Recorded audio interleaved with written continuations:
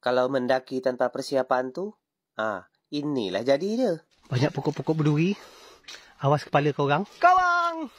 Tunggu beta! Beta tinggal sorang-sorang. Memang bertuah. Assalamualaikum brother, berjumpa lagi dengan saya si Bule Bertuah, memang budak bertuah. Sekarang ni kami tengah berada di Pulau Kentar dan kami akan mendaki Bukit Tanjung Kepala yang berada di Pulau Kentar ni, yang katanya di atas bukit tu ada satu peninggalan sejarah zaman Belanda yang berupa rumah dan mercusuar. Macam mana keseruan kami mendaki ni? Yuklah ikut terus video kami.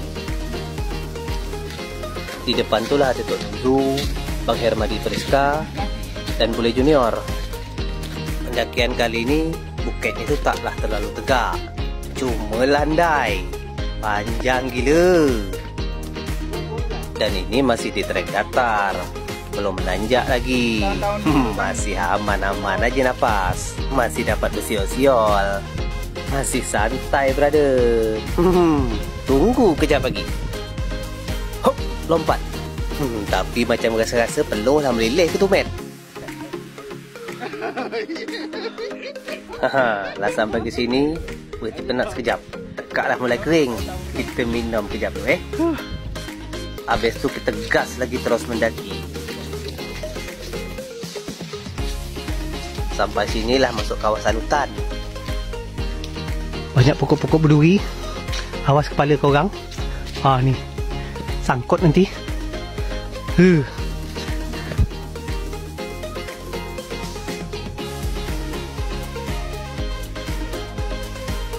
Kawang! Tunggu beta! Beta tinggal sorang-sorang.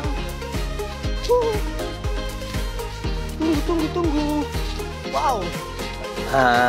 Sampai di sini trek pendakian kita mulai. Tengok ada tangga dekat depan tu. Tu tangga dia. Di situ mulai trek pendakian kita. Menanjak. Naik tangga. Aku rasa tengok daripada bentuk batu-batu tangga ni pun dah cukup lama dah. Oi kawan, masih amankah napasmu? Mak, laju ikat naik tangga wai.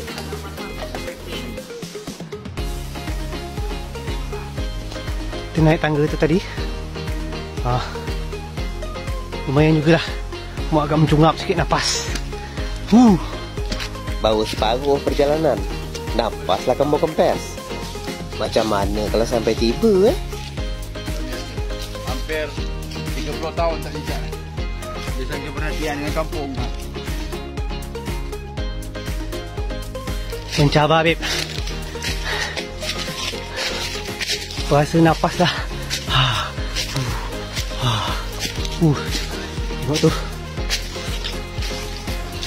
Dekat belakang masing-masing dah penat.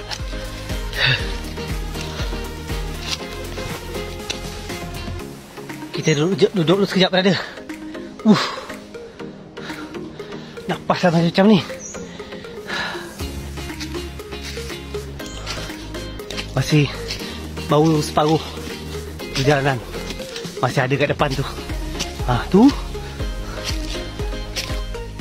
Hai, awanglah kepenat sampai terduduk. Ni dah agak dekat dah. Tu. Lebih kurang 2 km kita berjalan. Penat gila geng. Akhirnya sampai juga kita ke puncak. Macam tak terlangkah ke sekaki. Nak naik ke atas tu. Tu ada rumah kan belakang tu. Lumayan ke. Kakilah Keriuk. Tengok orang depan berdua tu. Yang belakang tu lah macam tak larat lagi kan. Yang kata nak bawa barang, Naik sendiri susah. bawa badan je dah macam ni. Dia cakap kalau tahu tas ni aku tinggal kat bawah tadi, kata dia. Tas boleh nampak kecil, tapi berat bro. Entah apa isi, berat batu ke tak tahulah.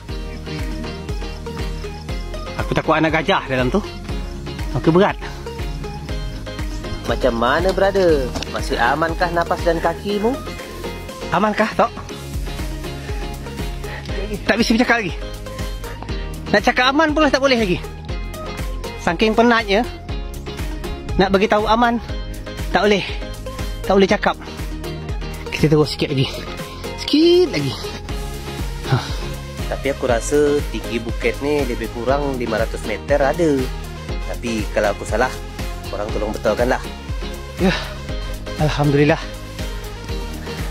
Sampai juga kita kat bukit ni. Saya belum tahu lagi apa nama bukit ni. Bukit Rumah Belanda ke? Ha, tu dia. Ha. Penat gila. Ah. Tu. Bukit kat belakang tadi. Korang rasa tinggi tak? Tinggi memang tak lah. Cuma panjang.